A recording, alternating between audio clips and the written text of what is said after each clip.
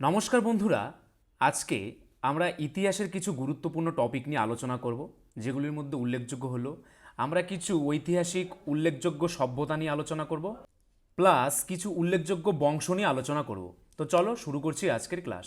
দেখো, প্রথমে কি রয়েছে? সিন্ধু সভ্যতায় আবিষ্কৃত মূল স্থানগুলির বর্ণনা। প্রথম স্থান কি রয়েছে? হরপ্পা। 1921 খ্রিস্টাব্দে দয়ারাম সাহানি এই হরপ্পা আবিষ্কার করেন। ইরাবতী নদীর পূর্ব তীরে বা বাম তীরে পাকিস্তানের পাঞ্জাব প্রদেশের মন্টগোমারি জেলায় অবস্থিত এই হরপ্পা সভ্যতা। বৃহৎ শস্যাগার এখানে পাওয়া যায়। আর এই হরপ্পা সভ্যতায় কি ঐতিহাসিক নিদর্শন পাওয়া গিয়েছে? এখানে বৃহৎ শস্যাগার পাওয়া গিয়েছে। নেক্সট কি রয়েছে? মহেঞ্জোদারো। 1922 খ্রিস্টাব্দে রাখালদাস বন্দ্যোপাধ্যায় এই মহেঞ্জোদারো আবিষ্কার করেছেন।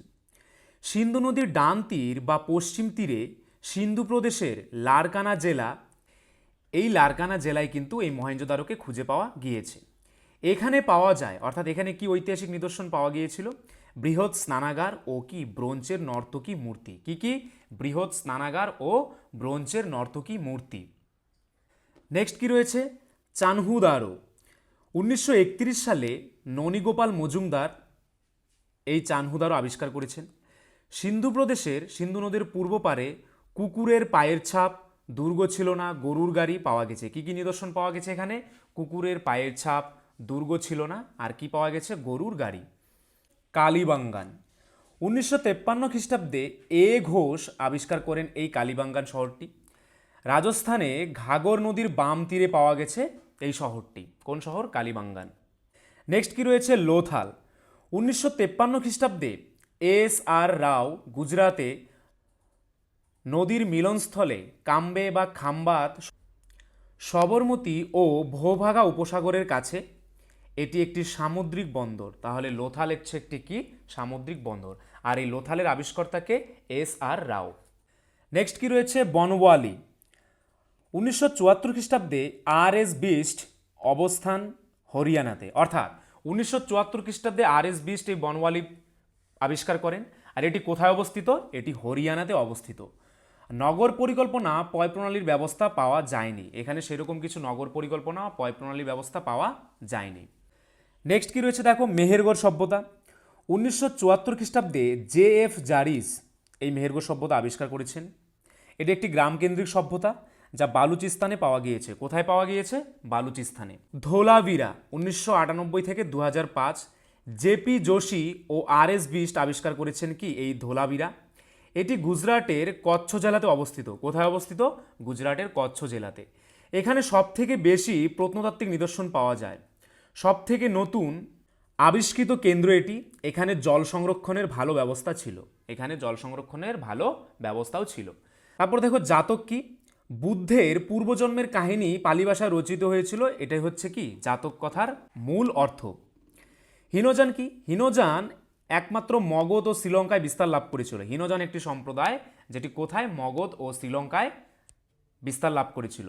তার সঙ্গে মনে রাখবে, হীনযান ও মহাযান কিন্তু বৌদ্ধ ধর্মের দুটি সম্প্রদায়। ঠিক আছে? তার মধ্যে হীনযানটি শ্রীলঙ্কা আর কি মগধে বিস্তার লাভ করেছিল। তারপর কি রয়েছে? ষোড়শ মহাজন পথ। দ্য অঙ্গুতারা নিকোয়া গ্রন্থে ষোড়শ মহাজন পথে উল্লেখিত আছে। ভগবতী সূত্র জৈন গ্রন্থ ও হিন্দু পুরাণে ষোড়শ মহাজন পথের উল্লেখ পাওয়া যায়। তাহলে ষোড়শ মহাজন পথের উল্লেখ কোথায় পাওয়া যায়? ভগবতী সূত্র, যেটা একটা কি? জৈন গ্রন্থ, ও হিন্দু পুরাণেও কিন্তু ষোড়শ মহাজন পথের উল্লেখ পাওয়া যায়। ব্রিজি ও মল্ল গণতান্ত্রিক রাজ্য অর্থাৎ প্রজাতন্ত্র প্রতিষ্ঠিত ছিল। দুটি গণতান্ত্রিক রাজ্য কি ছিল? ব্রিজি ও মল্ল। দক্ষিণ ভারতে অবস্থিত ষোড়শ মহাজন পদের মধ্যে একমাত্র রাজ্য কি ছিল? অসমক। খুবই ইম্পর্টেন্ট একটি প্রশ্ন, যে দক্ষিণ ভারতে অবস্থিত ষোড়শ মহাজন পদের মধ্যে একমাত্র রাজ্যের নাম কি? অ্যান্সারটি কিন্তু হয়ে যাবে অসমক। তারপর কি রয়েছে? দেখো, মগধের ইতিহাস বা সাম্রাজ্যবাদের যুগ, রাজনৈতিক ঐক্য। প্রথমে কি রয়েছে? হর্ষঙ্ক বংশ কত থেকে কত? 545 থেকে 433 খ্রিস্টপূর্ব। এই হর্ষঙ্ক বংশের প্রতিষ্ঠাতাকে বিম্বিসার। কত থেকে কত? 545 থেকে 493 খ্রিস্টপূর্বাব্দ। আর এই বিম্বিসারের উপাধি কি ছিল? শ্রেণিক বা কি সেনিয়াল। গৌতম বুদ্ধের সমসাময়িক ছিলেন কে? এই বিম্বিসার। আর বিম্বিসারের রাজধানী কোথায়? রাজগীর ও কি গিরিব্রজ। রাজগীর ও গিরিব্রজ হচ্ছে এই বিম্বিসারের রাজধানী। নেক্সট কে রয়েছে দেখো অজাতশত্রু, কত থেকে কত 493 থেকে 459 খ্রিস্টপূর্বাব্দ। এই অজাতশত্রুর উপাধি কী ছিল? কুনিক। তাহলে পরীক্ষার প্রশ্ন আসতেই পারে কার উপাধি ছিল কুনিক, অ্যান্সারটি কিন্তু হয়ে যাবে অজাতশত্রু। গৌতম বুদ্ধের মহাপরিনির্বাণ তার সময়ই ঘটে, তাহলে গৌতম বুদ্ধের মহাপরিনির্বাণ কখন ঘটে, মানে কার সময়কালীন ঘটে? অজাতশত্রুর সময়ে ঘটে। কত খ্রিস্টপূর্বাব্দে? 486 খ্রিস্টপূর্বাব্দে। নেক্সট কি রয়েছে দেখো উদয়ভদ্র বা উদয়ীন, কত খ্রিস্টপূর্বাব্দ? 459 খ্রিস্টপূর্বাব্দ। অজাতশত্রুর পুত্র, তাহলে অজাতশত্রুর পুত্রের নাম কি? উদয়ভদ্র বা উদয়ীন।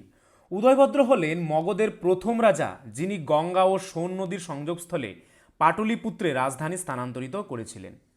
পাটলিপুত্র ছিল অস্থায়ী রাজধানী তখনকার সময়ে।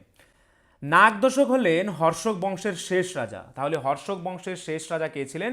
অ্যান্সারটি কিন্তু হয়ে যাবে নাগদশক। নেক্সট কি রয়েছে শিশুনাগ বা শৈশুনাগ বংশ, কত থেকে কত খ্রিস্টপূর্বাব্দ? 430 থেকে 345 খ্রিস্টপূর্বাব্দ। শিশুনাগ ছিলেন শিশুনাগ বংশের প্রতিষ্ঠাতা, তাহলে শিশুনাগ বংশের প্রতিষ্ঠাতা কে ছিলেন? শিশুনাগ। তিনি তার রাজধানী প্রথমে গিরিব্রজ ও পরে বৈশালীতে স্থাপন করেন। তারপর দেখো কালাশোক বা কাকবর্ণ কে ছিলেন? কালাশোক ছিলেন শিশুনাগের পুত্র। তিনি পাটলিপুত্রে প্রথম স্থায়ী রাজধানী স্থাপন করেন। কালাশোক পাটলিপুত্রে প্রথম স্থায়ী রাজধানী স্থাপন করেন।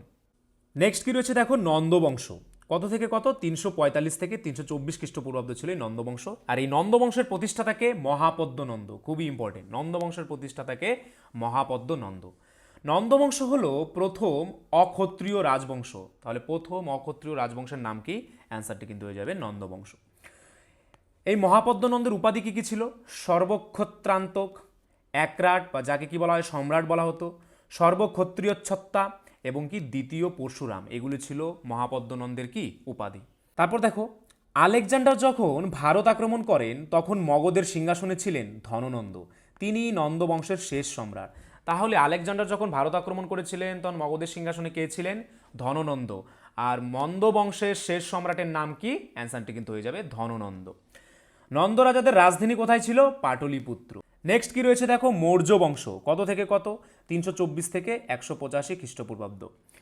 চন্দ্রগুপ্ত মৌর্য কত থেকে কত পর্যন্ত ছিল? 324 থেকে 300 খ্রিস্টপূর্বাব্দ। চন্দ্রগুপ্ত মৌর্যের উপাধি কি ছিল? মহারাজাধিরাজ। কাকে মহারাজাধিরাজ বলা হতো? অ্যান্সারটি কিন্তু হয়ে যাবে চন্দ্রগুপ্ত মৌর্য। তিনি ছিলেন প্রথম ঐতিহাসিক তথা প্রথম সার্বভৌম নৃপতি, তাহলে প্রথম সার্বভৌম নৃপতির নাম কি? অ্যান্সারটি কিন্তু হয়ে যাবে চন্দ্রগুপ্ত মৌর্য। গ্রিকরা তাকে কি নামে ডাকতো? সান্ড্রোকেটাস। গ্রিকরা তাকে কি নামে ডাকতো? সান্ড্রোকেটাস। মেগাস্তিনিস তার আমলে সেলুকাসের দূত হিসেবে এসেছিলেন, কত খ্রিস্টপূর্বাব্দে? 305 থেকে 300 খ্রিস্টপূর্বাব্দে। তাহলে মেগাস্তিনিস কার সময়কালে ভারতে এসেছিলেন? অ্যান্সারটি কিন্তু হয়ে যাবে চন্দ্রগুপ্ত মৌর্যের সময়কালে। 24 বছর রাজত্ব করার পর শেষ জীবনে তিনি জৈন ধর্ম গ্রহণ করেন। খুবই ইম্পর্টেন্ট একটি প্রশ্ন, কোন মহারাজ বা কোন রাজা তার শেষ জীবনে জৈন ধর্ম গ্রহণ করেন? অ্যান্সারটি কিন্তু হয়ে যাবে চন্দ্রগুপ্ত মৌর্য। এবং মহীশূরের শ্রবণ বেলাগোলায় ভদ্রবাহুর সাথে জৈন ধর্ম প্রচারে গিয়েছিলেন, সেখানে জৈন প্রথা অনুযায়ী প্রায় প্রবেশনে অর্থাৎ অনশনে দেহত্যাগ করেন কে? চন্দ্রগুপ্ত মৌর্য। নেক্সট কে রয়েছে দেখো বিন্দুসার, কত থেকে কত? 300 থেকে 273 খ্রিস্টপূর্বাব্দ। জৈন গ্রন্থে তাকে সিংহ সেনা বলা হয়েছে, তাহলে জৈন গ্রন্থে বিন্দুসারকে কি বলা হয়েছে? সিংহ সেনা। ব্রাহ্মণ গ্রন্থে তাকে অমিত্রাঘাত বলা হয়েছে, যার অর্থ কি? শত্রু নিধনকারী। তাহলে কাকে অমিত্রাঘাত বলা হয়? অ্যান্সারটি কিন্তু হয়ে যাবে বিন্দুসার। নেক্সট কি রয়েছে দেখো সম্রাট অশোক, কত থেকে কত? 273 থেকে 232 খ্রিস্টপূর্বাব্দ। অশোকের শিলালিপির ভাষা ছিল তিনটি, কি কি? প্রাকৃত, গ্রিক এবং কি অ্যারামিক, যেটা সিরিয়ার ভাষা। প্রাকৃত ভাষাতে ব্রাহ্মী ও খরষ্টি লিপি ব্যবহৃত হতো, পাকিস্তানে খরষ্টি লিপি ব্যবহৃত হতো। তাহলে খরষ্টি লিপি কোথায় ব্যবহৃত হতো? পাকিস্তান। অশোকের লিপি কি লিপি? ব্রাহ্মী লিপি। কে পাঠোদ্ধার করেন? জেমস প্রিন্সেপ, কত সালে? 1837 সালে। তাহলে অশোকের ব্রাহ্মী লিপি কে পাঠোদ্ধার করেন? James Prinsep. তিনি নিজেকে দেবনাম প্রিয় এবং প্রিয়দর্শী বলতেন। তিনি নিজেকে দেবনাম প্রিয় এবং প্রিয়দর্শী বলতেন। অশোক বলতেন কি বলতেন? সবে মুনিষে প্রজা মম, অর্থাৎ সকল মানুষই আমার সন্তান। এই বিখ্যাত উক্তিটি কে বলেছেন? অশোক বলেছেন যে কি সবে মুনিষে প্রজা মম। পশুবধ যাগযজ্ঞে বন্ধ করেছিলেন। পশুবধ যাগযজ্ঞে যে পশুবধ করা হতো সেটা কিন্তু এই অশোক বন্ধ করেছিলেন। জীবজন্তুর জন্য দেশময় দাতব্য চিকিৎসালয় স্থাপন করেন কে? সম্রাট অশোক। সাঁচি স্তূপ, সারনাথ ও অশোক স্তম্ভ মৌর্য যুগের শ্রেষ্ঠ শিল্প নিদর্শন। তাহলে মৌর্য যুগের শ্রেষ্ঠ শিল্প নিদর্শনগুলো কি কি? সাঁচি স্তূপ, সারনাথ ও অশোক স্তম্ভ। সারনাথের স্তম্ভের শীর্ষে সিংহমূর্তি আছে কটি? 4টি, যা বর্তমান ভারতের জাতীয় প্রতীক। খুবই ইম্পর্টেন্ট, যা বর্তমান ভারতের জাতীয় প্রতীক, ন্যাশনাল এমব্লেম। সারনাথের স্তম্ভের শীর্ষে 4 ধরনের প্রাণী আছে। কি কি? হাতি, ঘোড়া, বৃষ ও কি সিংহ। সারনাথের স্তম্ভের শীর্ষে এই 4 ধরনের প্রাণী আছে। অশোক পালি ভাষা সারা দেশে চালু করেন। মৌর্য বংশের শেষ সম্রাটের কি নাম ছিল? বৃহদ্রথ। তাহলে মৌর্য বংশের শেষ সম্রাটের নাম কি? অ্যান্সারটি কিন্তু হয়ে যাবে বৃহদ্রথ। বৃহদ্রথের সেনাপতি ব্রাহ্মণ পুষ্যমিত্র শুঙ্গ বৃহদ্রথকে হত্যা করে মগধে শুঙ্গ বংশ প্রতিষ্ঠা করেন। তাহলে কে শুঙ্গ বংশ প্রতিষ্ঠা করেন? অ্যান্সারটি কিন্তু হয়ে যাবে পুষ্যমিত্র শুঙ্গ। তারপরে কি আছে দেখো, অশোকের শিলালিপি। মাস্কি শিলালিপি ধম্ম অর্থাৎ ধর্ম কথাটি প্রথম মাস্কি শিলালিপিতে লিপিবদ্ধ করা হয়েছে। মৌর্য যুগে খুব সুন্দর মৃৎপাত্র দেখা যায়। মৃৎপাত্র দেখা যায় কোন যুগে? মৌর্য যুগে। তারপর কি হচ্ছে দেখো, মৌর্য শাসন ব্যবস্থা। পৌর শাসন ব্যবস্থা সম্পর্কে বেশি তথ্য জানা যায় মেগাস্থিনিসের ইন্ডিকা গ্রন্থে। কোন গ্রন্থে? ইন্ডিকা গ্রন্থে। পাটলিপুত্র ছিল তৎকালীন ভারতের বৃহত্তম নগরী। করকে বলা হতো ভাগ এবং অন্য ধরনের করকে বলা হতো বলি। তখনকার দিনে যে কর আদায় করা হতো সেই করকে বলা হতো ভাগ এবং অন্য ধরনের করকে বলা হতো বলি। মৌর্য যুগের মুদ্রার নাম কি ছিল? পান। বিখ্যাত, খুবই একটি ইম্পর্টেন্ট প্রশ্ন যে মৌর্য যুগের মুদ্রার নাম কি ছিল? পান। নেক্সট কি রয়েছে দেখো, শুঙ্গ বংশ কত থেকে কত? 185 থেকে 75 খ্রিস্টপূর্বাব্দ।